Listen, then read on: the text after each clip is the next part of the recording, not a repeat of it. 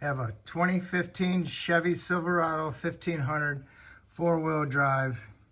Going to do front struts. This one does not have the electromatic front struts, but it does kind of look like it, but it don't. See how the connector sits right over it, so don't let it fool you. Okay, if there's something that plugs into the center, yes.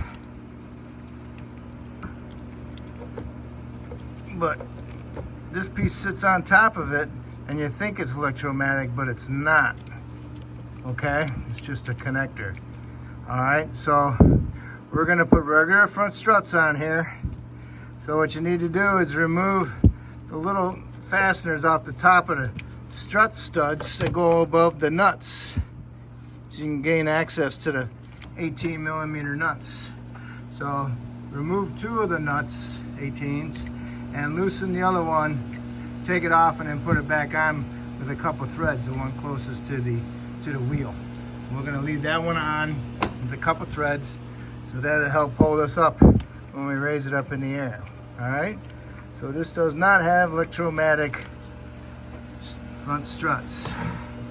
Looks like it did because the connector sits above it, but it does not.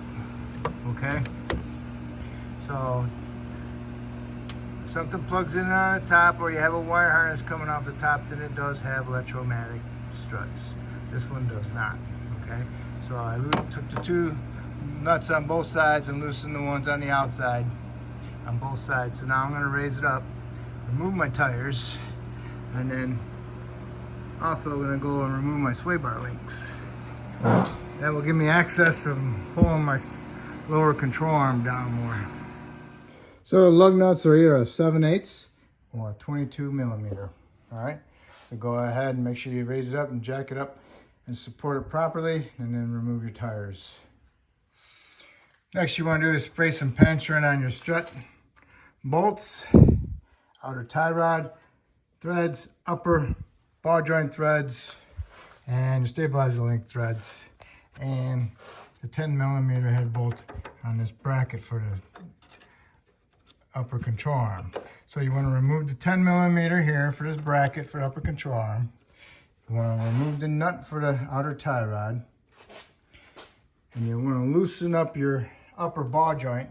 You can take the nut off and then thread it back on a couple threads, just because you're going to break the taper on your tie rod end, so that'll allow you to turn your knuckle, and you're going to smack it with a hammer on your knuckle, and that will break the taper, and the ball joint, the knuckle will jump down, and you're preventing this knuckle from flying out, pulling your joint out of the boot over there inside. You're jointing from inside the CV housing itself. So you don't want to just let that fall, okay? You don't want it looking like all of a sudden drop like that. You want to be able to lower it down slowly into that position, because you might pull the joint out of the housing of the whole assembly. You don't want to do that. All right, so this will allow us to gain access to loosen these two bolts, take those two bolts out, and then pry this lower control arm down so we can get this strut assembly out of there. Broke the taper on the tie rod end, got that off, turned it, hit it with a big sledge up on top, broke the taper on that so you didn't bounce out of it, because I got the nut out, so I can just pry it on upper control arm, remove my nut, and then get the whole knuckle out slowly. Okay, so there it is. All right. So now I'm going to remove the two bolts, and those are usually a 13 or a 15. I think those are a 13. Spoke too soon. Those were 15s. Terrible with sizes, that's for sure. This is what they look like. So now the strut is loose. Otherwise it would have fell down with it if I didn't have that upper nut on. So now I can remove the upper nut, and hopefully I can guide that strut down through there. There it is. Okay, it came right out. No prying down or anything. All right, so now we'll go get our new ones and get those ready to go up. Okay, I have the new strut. So what you're gonna do is have this lined up, work your way up. Oh, stud right there. That's the one you want. Stud facing you through the wheel well. If you had it the other way around, you'd be on this side of it. And that ain't gonna work. So fish this side up inside to the strut tower. Get one of your nuts started. A couple threads. Then you can go ahead and work on your bolts for the bottom. Didn't come with the speed nuts, just came with bolts with nuts, okay? I like using the original top nuts. Okay, so we're gonna fish that up in there and put our nut on the top. All right, I got the top nut started. Now I put anti-seize on my studs for the top, and I put anti-seize on my bolts for the bottom. Got them started. Next I'm gonna do is put a jack stand underneath my lower control arm, lower the vehicle down onto it, or raise the jack stand up, however it may be. And that way then I can get my upper ball joint started. And then I can get that tightened up. And then I can go ahead and tighten up my 2 bolts on the bottom of my strut. Okay, I got some weight on the jack stand. Strut is bottomed out. It's not loose inside here, so it's got some tension on it. My arm's not loose, so it still has some weight on the rack arm. So now I'm going to do is line up my knuckle with my ball joint and stick a pry bar in here and pry the upper control arm down, and then I can get my ball joint nut started. Okay, I pried it down, I got my nut started. Now I'll get my ratchet wrench and I'll take up the gap in there. All right, I got the ball joint nut tightened. The ball joint itself was spinning on my nut. I had to use an extra long pry bar, pry down that control arm so it bottoms out inside of the knuckle of the taper, and then I can go ahead and tighten that nut up.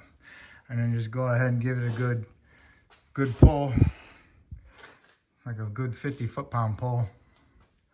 All right, so now next thing we need to do is go ahead and tighten up our 2 bottom strut bolts with the nuts. And those are like 45 foot-pounds. Got the lower strut bolts tight, torqued down, 45 foot-pounds. Get your outer tie rod in started, put your nut on it. I put anti-seize on that also. You're gonna have to pry down the tie rod into the steering knuckle taper. So get a pry bar in there and push down on it. So then you can get your nut snugged up and then torque it. Torque that to 50 foot-pounds. And also put your 10 millimeter back in here in this little bracket. Make sure it's all good. And this side's good, ready to go with the tire. And then do the other side. Get that side exactly the same as this, and then put your tires on, torque the tires to 140 foot-pounds. Lower down to the ground. And that will push that strut into the strut towers. And you can tighten up your top nuts. Okay, put your nuts on, 3 nuts. One was already on. Snug them up equally and torque them to 35 foot-pounds. And go ahead and put the little fasteners over the top of the studs. And do that on both sides. And that will complete your strut replacement for the front. For struts, I don't think you need alignment. But if you want to get alignment, that's up to you. At least get an alignment check, okay?